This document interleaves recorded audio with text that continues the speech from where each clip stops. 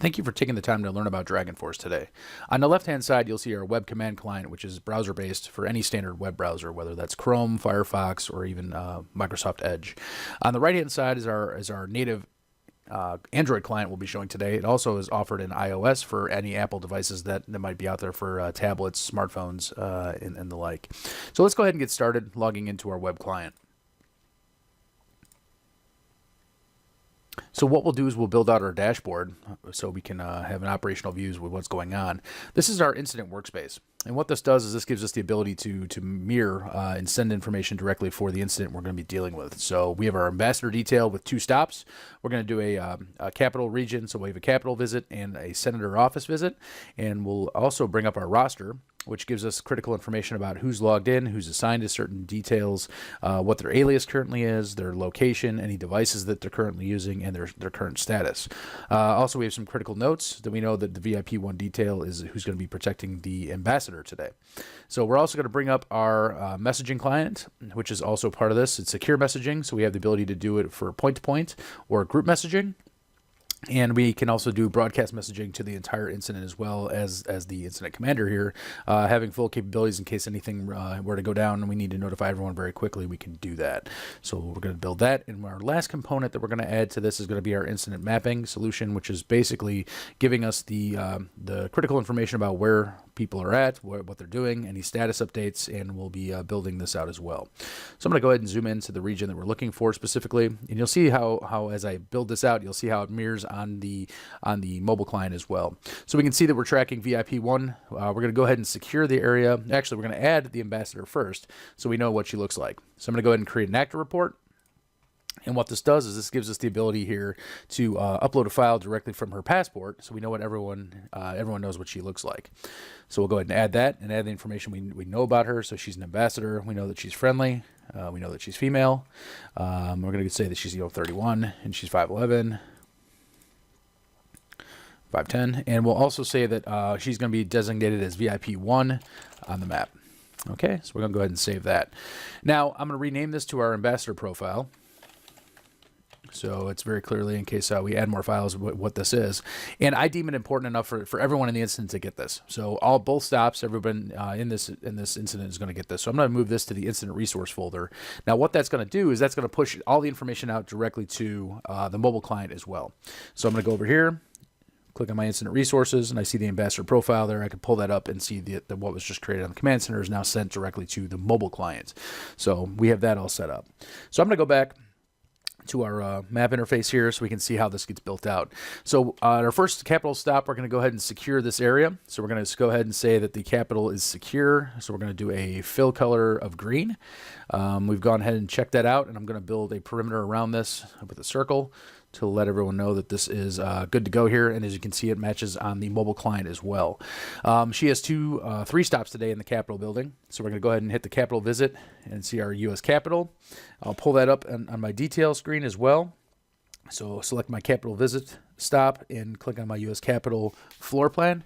And she's going to have three visits. So she's going to have first in the representative side, she's going to have a conference in the middle, and she's going to have a Senate side review as well. So we're going to go ahead and say the path of travel. She enters, goes from A to B to C, and then back out the door. And as you can see on the mobile client, we're also getting that information as well. Now, the cool thing about this is I have the ability to update from the mobile side as well and annotate. So if plans change and we went from C to B to A, I'll go ahead and draw the lines from C to B to A and then back out the door. And now you can see that gets updated on the command client as well. So very easy way for us to collaborate back and forth. So as she's in the meetings in the Capitol building, I, as the commander, I'm going to check on the status of the next stop, which is our senator office visit. So it is not secure yet. So I'm going to go ahead and pick a red border, red fill, and select a polygon around the next stop here.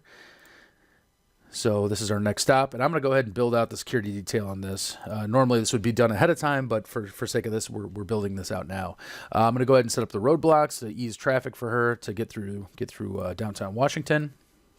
And set up, I need units here. I need some cones located here so she has the ability to get through very quickly. And we'll just set that up real quick.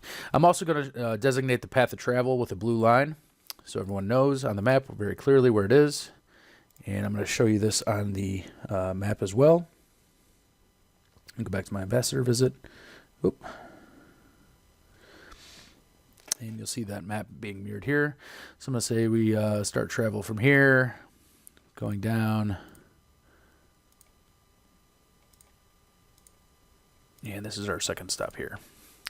You'll see that line here, and I'll designate the second stop with a star. All right, so with that, we now have the ability to set that information up.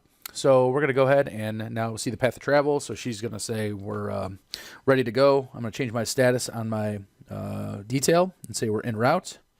And you'll see how that updates in the roster right now. I'm going to go ahead and get going on the path so we can watch them traverse the map here and see them en route to the next location, following the path that we laid out for them. And coming into the next stop is right there. So now that she's at the next stop, we're going to say that we're change our status to on location, letting everyone know that we're there. I'm also going to push a picture up from what the entranceway looks like. So from the handset, I'm going to go ahead and select from our messages here, getting some information directly from the stop. So let me go to the center to visit, send this information out. I'm going to say that this is the entranceway here. Push that information up directly to the messaging client. You'll see that come in. Now, as the commander, I can lay this out and say, okay, well, we're going to go ahead and say, we'll take a green pen here.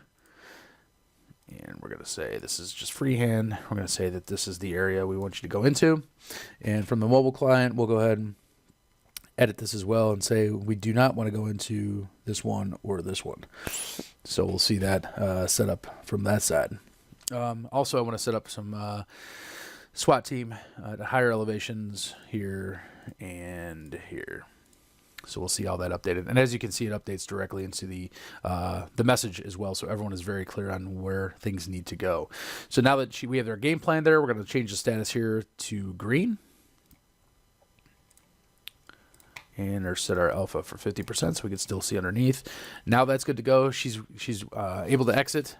She can go into and have her senator meetings from what she has planned for the day, and that gives us the full capabilities to not only see what's going on, fully execute the plan that we need to have to, even changing things on the fly, so everyone is clearly informed as far as what's happening, getting eyes on the scene, but also real-time status between the web clients and all the mobile clients that are associated with this.